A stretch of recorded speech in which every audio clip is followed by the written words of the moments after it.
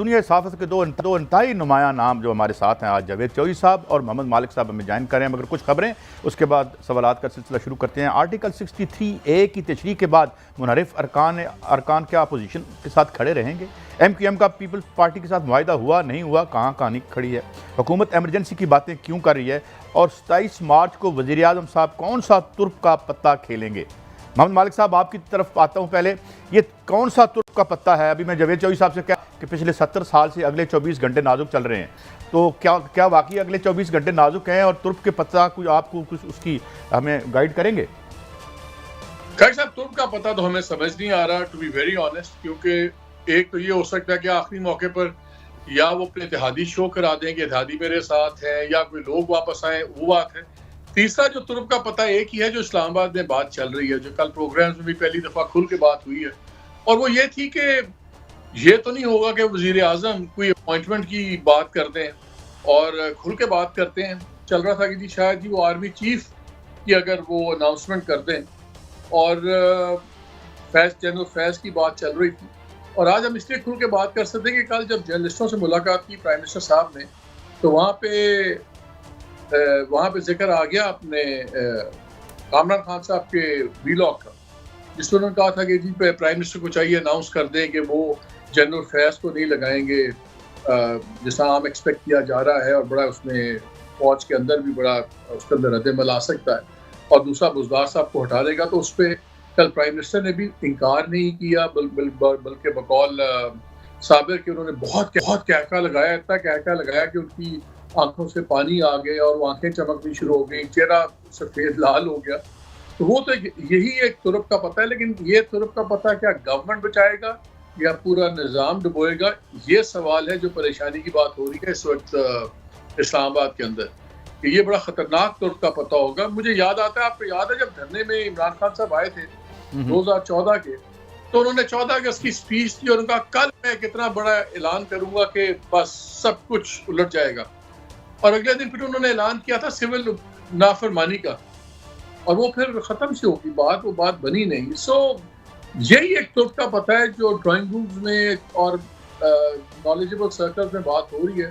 इसके अलावा तो तुर्क का पता फ्रैंकली मुझे नहीं समझ आता, क्योंकि जब हम नंबर्स की गेम देखते हैं तो नंबर्स की गेम में तो इस वक्त गवर्नमेंट अपनी एडमिशन से हारी हुई है। 14 लोगों को नोटिस इशू किए हुए हैं, तो अगर आप बाकी छोड़ दें, सिर्फ वही 14 गिन लें, ऑपोजिशन तो कहती है हमारे पास 8-9 और भी हैं, हमारे पास 22-23 हैं, तो अगर ये 14 को ही देख लें तो नंबर्स गेम में तो आप नजर आ रहा है कि आपके पास मेजॉरिटी नहीं रही। तो अब तुर्क का पता तो फिर भी बहुत खौफनाक ही चीज होगी। बिस्मिल्लाहिर्रहमानिर्रहीम। चौधरी साहब, गुजारिश ये है कि अदम एतमाद की तहरीक आ चुकी है। 10 लाख की बजाय हुकूमत दावा कर रही है जलसे का वहां 20 लाख लोग चले गए, हम क्या मान जाते हैं। तो क्या ये जो जिस तरह मालिक साहब फरमा रहे हैं, तुर्क का पता क्या हो सकता है? उसे अदम एतमाद में बेहतर ये ना होता कि हुकूमत स्ट्रेटेजी बनाती कि इत्तेहादियों को साथ मिलाए रखती और नाराज अरकान को रखती?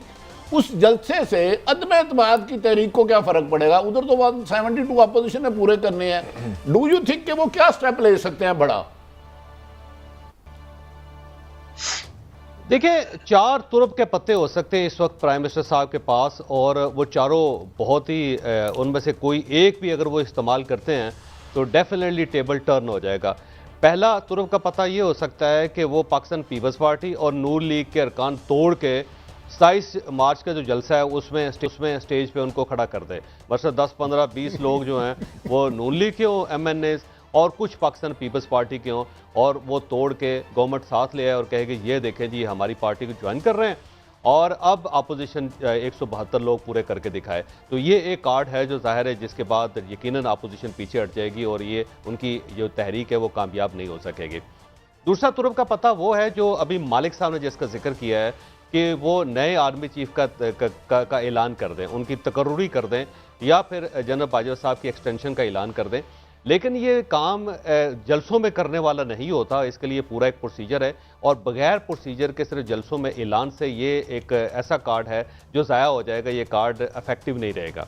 और तीसरा जो सबसे बड़ा कार्ड हो सकता है वो ये है कि भुट्टो की तरह, जिस तरह जुल्फ़िकार अली भुट्टो साहब ने पिंडी में जलसा किया था और उसके बाद उन्होंने कागज़ फाड़ के अमेरिका को ललकार के और उसके बाद वो घर चले गए थे और हीरो बन गए थे, लीडर बन गए थे।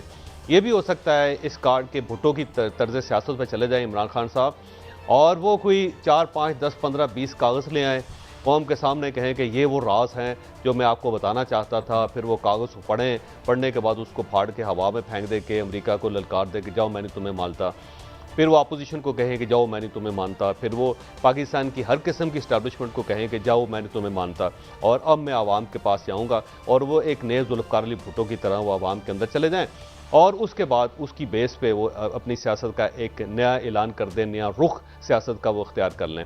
स्ट्रैटेजी अब ये है कि हर चीज पे आप टाइम लें, क्योंकि हर एक एक्स्ट्रा दिन भी जो मिलता है वो हुकूमत के हक में जाता है, उनको एक टाइम मिल जाता है, कोई इंड्यूसमेंट देंगे, कोई वादे करेंगे, कोई वजारतें बांटेंगे, कुछ जो भी करें ताकि वो लोगों को, मुनहरिफ लोगों को तोड़ें, सब कुछ करें। 27 के जलसे का मकसद क्या है? 27 के जलसे का मकसद ये है कि हम इतना बड़ा एक जलसा करें कि इतना ज़्यादा पब्लिक प्रेशर पड़े कि जो इदारे हैं वो एक बारी फिर सोच लें अपनी अर्लियर स्ट्रैटेजी को। न्यूट्रलिटी, क्या इदारे न्यूट्रल रहना अफोर्ड करते हैं? मगर आई थिंक इस रूस है, जलसा है, इसको अवाम का जलसा कह देना मेरा ख्याल है कि जाती होगी, क्योंकि ये प्योरली पीटीआई के सपोर्टर्स होंगे जो मुल्क के तमाम हिस्सों से इकट्ठे लाए जा रहे हैं। इसलिए मैं जलसों को कभी भी अवाम की सपोर्ट नहीं समझता। पीएमएलएन का जलसा होता था तो सारे पीएमएलएन के वर्कर ही होते थे, उन्होंने तो आना ही था। इसलिए ये जो जलसा है और जो अभी तक बयानात प्राइम मिनिस्टर साहब के आ रहे हैं, ये मुझे लगता है कि मेंटली पोस्ट वोट की स्ट्रैटेजी कर रहे हैं और वो पोजीशनिंग ये कर रहे हैं कि अगर अर्ली इलेक्शन पे कॉम्प्रोमाइज होता भी है, देखें तुरंत का पता तो ये है कि वो देखें कि आज मैंने इस तरह अनाउंस करें कि आज मैंने इतना बड़ा अवाम का जुलूस देखा है और अवाम आगे हैं, तो चलें मैं अवाम की अदालत में जा रहा हूँ, मैं यहीं खड़े होकर ऐलान करता हूँ, आए फिर जनरल इलेक्शन कर लेते हैं, आ जाए मेरे साथ सितंबर अक्टूबर में इलेक्शन कर लें, दूध का दूध पानी का पानी हो जाए, something like that. Behind the scenes क्या चल रहा है व्हाट्सएप? बिहाइंड द सीन्स ये चल रहा है कि प्राइम मिनिस्टर को सजेस्ट किया गया है कुछ दो इन्फ्लुएंशियल दोस्तों की तरफ से कि देखें अगर आप एक अर्ली इलेक्शंस पे आ जाएं तो ये चीज़ें अपोजिशन को भी समझाई जा सकती, वो भी अर्ली इलेक्शंस ही मांगते हैं। तो यहाँ से जवाब ये गया था, गवर्नमेंट के जो लोग बात कर रहे थे कि जी पहले वो वापस करें अपनी तहरीक, फिर हम इलेक्शंस की बात कर सकते हैं। ऑब्वियसली वो तो होगा नहीं। तो एक जलसे के अंदर जलसे का एक माहौल को बेसिस बना के भी ये किया जा सकता है। मेरे नज़दीक तुरप के पत्ते दो ही हैं कि एक आप अपोजिशन का ब्लफ कॉल करें अर्ली इलेक्शंस का, और दूसरा जो मैंने पहले कहा है कि आप इतना ज़्यादा एक पूरे सिस्टम को एक भंवर में डाल दें, क्योंकि भंवर में अगर डलता है तो प्राइम मिनिस्टर के लिए तो विन विन सिचुएशन है। जैसे इस वक्त नंबर्स नज़र आ रहे हैं, नंबर्स में तो सीधी सी बात है, खाली अगर उनके वो 14 लोग ही गिन लें तो बात खत्म हो जाती है। और अगर जावेद चौधरी साहब, मैं चाहूँगा कि आप इसी को आगे थोड़ा सा लेके जाएं, क्योंकि मुझे बड़ी माकूल बात लगी है मालिक की। अगर आज शेख रशीद की प्रेस कॉन्फ्रेंस का रेफरेंस दे, उन्होंने ये इंडिकेट किया कि पहले इलेक्शन हो सकते हैं, असद उमर भी ये कह सकते हैं, तो don't you think he is very logical? देखिए, अर्ली इलेक्शन इमरान खान को सूट नहीं करता। जिस किस्म की इस वक्त गवर्नेंस है, जो 3.5 साल का जो दौर गुजरा है आपके सामने है, और उसका सबसे बड़ा लिटमस टेस्ट जो आपके सामने है वो बल्दियाती इलेक्शन है खैबर पख्तूनख्वा के, जहां पे 8.5 साल से पीटीआई की गवर्नमेंट है, और वो आपके सामने अभी जब ये सवात के और जो बाकी इजला रह गए हैं वहां पे जब हो जाएंगे बल्दियाती इलेक्शन, तो आप खुद देख लीजिएगा कि क्या सूरत हाल है। इस वक्त उनकी पार्टी इमरान खान साहब की बार बार ये बता रही है कि अगर अर्ली इलेक्शन हुए तो हम उन्हें विन नहीं कर सकेंगे। इमरान खान को यही सूट करता है कि अपोजिशन की गवर्नमेंट आए और वो इससे ज़्यादा बैड परफॉर्म करे जो इस वक्त गवर्नमेंट परफॉर्म कर रही है। तो जब उनकी बैड गवर्नेंस होगी, बैड परफॉर्मेंस होगी, वो पेट्रोल की कीमतें, गैस की कीमतें और महंगाई को कंट्रोल नहीं कर सकेंगे, वो बाहर से पैसा नहीं ला सकेंगे, वो डॉलर को नीचे नहीं ला सकेंगे, तो फिर लोगों को महसूस होगा कि इमरान खान सच कहता था। उस वक्त अगर इमरान खान साहब इलेक्शन लड़ेंगे तो उनके फिर भी जीतने के कुछ न कुछ चांसेस हैं। लेकिन अभी अगर फौरी तौर पर यह गवर्नमेंट ख़त्म करके अगर वो इलेक्शन में जाते हैं तो इमरान खान साहब को इस चीज़ का, इस हकीकत का पता है कि मैं ये बुरी तरह हार जाऊंगा। लिहाजा इस वक्त इमरान खान साहब को ये ऑप्शन सूट नहीं करता। उनको एक बुरी हुकूमत सूट करती है जो 7, 8, 10 महीने तक रहे और उसके बाद इलेक्शन हो और वो भी कुछ चीज़ भी परफॉर्म ना कर सके। यानी सारी पार्टियां मिलकर जो गवर्नमेंट बनाए, वो गवर्नमेंट भी अगर परफॉर्मेंस में इतनी पुअर हो जितनी ये गवर्नमेंट पुअर है या इससे ज़्यादा पुअर हो, तो वो फिर वो एक मुकदमा लेके अवाम के पास जा सकते हैं कि देख लें मैं अकेला था और जिस तरह मैं मुल्क को चलाता था मैं फिर भी इनसे बेहतर चलाता था, ये सारे मिल के नहीं चला सके, तो फिर वो उनका नैरेटिव इमरान खान साहब का बिक सकता है। और इस चीज़ को वो अंडरस्टैंड करते हैं, क्योंकि वो बहुत समझदार आदमी, ऐसे आदमी नहीं है कि जिनसे ऊपर ये तवक्को की जाए कि वो अपने पाँव पे एक और कुल्हाड़ी मार लेंगे। अच्छा मालिक साहब, इमरान खान साहब जो तकरीर करेंगे, जी मेरा ख्याल ये है कि उसमें 3-4 ऐसे नुक्ते हैं जिसका वो जिक्र करेंगे। अगर आप कहें तो मैं बात मुकम्मल कर लूं, नहीं तो कोई जी प्लीज प्लीज मुकम्मल चॉइस सब करें, प्लीज मुकम्मल करें।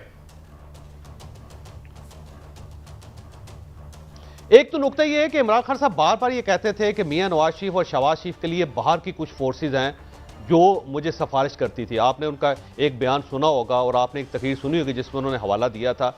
मेरा ख्याल ये है कि जब वो तकरीर करेंगे तो ये कहेंगे कि नवाज शरीफ को बाहर की फोर्सेज यहाँ पे लाना चाहती हैं और मुझे फ़लाँ शख्स ने भी उनकी सिफारिश की थी, फ़लाँ मुल्क ने भी किया था, फ़लाँ मुल्क ने ये कहा कि आप ये ले लो, ये कर लो, हम आपको ये सपोर्ट करने के लिए तैयार हैं। तो वो एक नैरेटिव देंगे कि अगर इन लोगों को जो इक़्तिदार में लाया जा रहा है वो बाहर की फोर्सेज ला रही हैं और वो इससे पहले ग्राउंड तैयार कर रहे हैं। देखिए आप, उनका हर वजीर ये कहता है कि जी ये इंटरनेशनल साजिश है, तो इमरान खान साहब उस दिन एक इंटरनेशनल साजिश का भांडा फोड़ेंगे जो जाहिर है फिर जब सबके सामने आएगा तो बड़े बड़े सवाल उठेंगे कि इस मुल्क ने क्यों कहा था, उस मुल्क ने क्यों कहा था, और क्या ये वाकई वो लोग इनको लाना चाहते हैं। और जब वो लोग इनको लाना चाहते हैं तो उनके अपने मकासद होंगे, ये वो कह सकते हैं। दूसरा, वो अमेरिका को ललकारेंगे डेफिनेटली।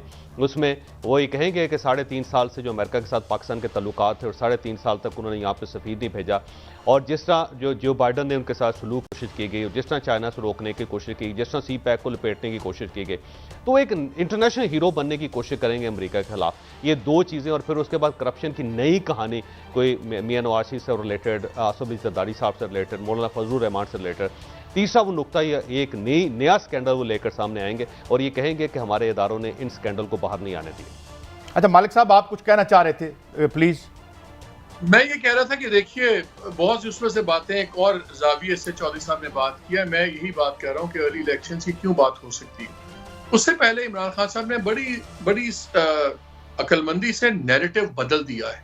वो अब इलेक्शन चाहते ही नहीं कि इन बातों पे हो, कि स्पेसिफिक्स पे ना हो कि गवर्नेंस कैसी थी, महंगाई का क्या हाल है, कितने % इकॉनमी ऊपर थी, रुपया जब आया था तो इतने के थे, आज रुपया 186 रुपए का हो गया है डॉलर, और ये तबाहियां फिर गई हैं।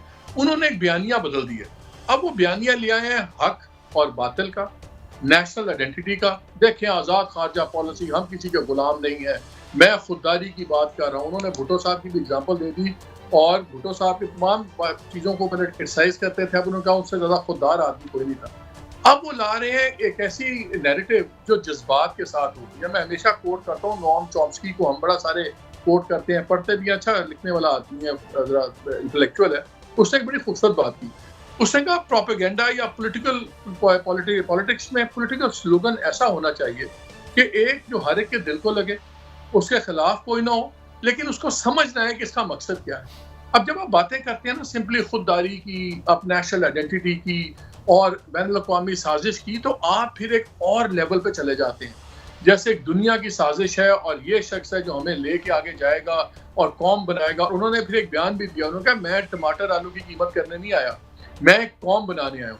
अब वो इसको एक पूरे दूसरी लेवल पे ले गए हैं डिबेट को, जिसके बाद ये बातें करना कि ये 4 पुल बनाए थे, 18 पुल बनाए थे, लगता है बड़ी घटिया सी पुअर पीपल्स स्मॉल पांड्या दी गन्ना ने। वो अब इसको ले गए हैं जमाल अब्दुल नासिर लेवल पे। फिर उन्होंने OIC का भी जो किया, ठीक है, भुट्टो साहब की तो समिट थी, लेकिन फिर भी एक OIC हो गई, मुस्लिम उम्मा, ये सारा वो सारा मेरा ख्याल है देख ही ये चाह रहे हैं कि अगर अर्ली इलेक्शन होगी या कोई चीज़ होगी तो इस पैमाने पे नापा जाए। अगर ये पैमाना बन गया पॉपुलर नैरेटिव में, तो इस पैमाने में इनके करीब कोई नहीं फटकता। ना मियाँ साहब फटकते हैं, ना जरदारी साहब फटकते हैं, कोई भी नहीं फटकता। और अगर ये नैरेटिव बन गया कौमियत और जनाब खुददारी, ये तो सारे नंबर देते हैं ना इमरान खान को कि यार दिलेर आदमी है, ठुक के बात करता है, दुनिया से बात करता है, किसी से नीचे दबता नहीं है। ये उनके पॉजिटिव्स हैं। तो अगर वो ये बयानिया ले गए और ये बयानिया TOR बन जाता है उनके ख्याल में इलेक्शंस के लिए, तो फिर अर्ली इलेक्शन वो बिल्कुल कर सकते हैं। और उनके पास अभी कोरोना पे ब्लेम करने की चीज़ें हैं। सो ये बड़ा इंटरेस्टिंग टाइम है इस वक्त, और ये बहुत बड़ा एक वो पॉलिटिकल गैम्बल कर सकते हैं, और पॉलिटिकल गैम्बल वो हमेशा करते हैं, इसलिए उनसे आप कुछ भी एक्सपेक्ट कर सकते हैं। अच्छा मालिक साहब और जो सब दोनों से सवाल, आप ठीक फरमा रहे हैं, वो बहादुर थे, उन्होंने एब्सोल्युटली नॉट किया। क्या ये कौम इतनी बेवकूफ है, उन्हें ये नहीं पता 3.5 साल पहले गंदम का क्या रेट था, बिजली का क्या रेट था, पेट्रोल कितने का था, डीजल कितने का था। इस मुल्क की 90% पॉपुलेशन जिन्हें गर्दी कर्जे या जीडीपी का पता ही नहीं, वो सिर्फ सुबह कमाते हैं और रात को खाते हैं। क्या उन सब को इस डिबेट की तरफ ले जाकर आप हुकूमत अपना मकसद हासिल कर लेगी? ये सब भी करती है तो अदम एतमाद तो वही रहेगी। क्या रिजाइन देंगे prime minister? Do you think? आप दोनों से मान से ये सवाल है जी। चौधरी साहब पहले आप बता दें जी। मालिक साहब बताइएगा। कि मालिक साहब वो आपको ऑफर कर रहे हैं। देखिए, मैंने तो आपको कहा था कि ये बात ये करती है किसका बयानिया कौन बनाने में कामयाब हो जाता है। देखिए बड़ी साहब, हमारी कौम इतनी ज्यादा पोलराइज्ड है कि जिसने पीएमएलएन का वोटर है उसने ये नहीं कभी पूछा कि यार मियां साहब नहीं जवाब दे सके एवन फील्ड डिपार्टमेंट का। ये सच है।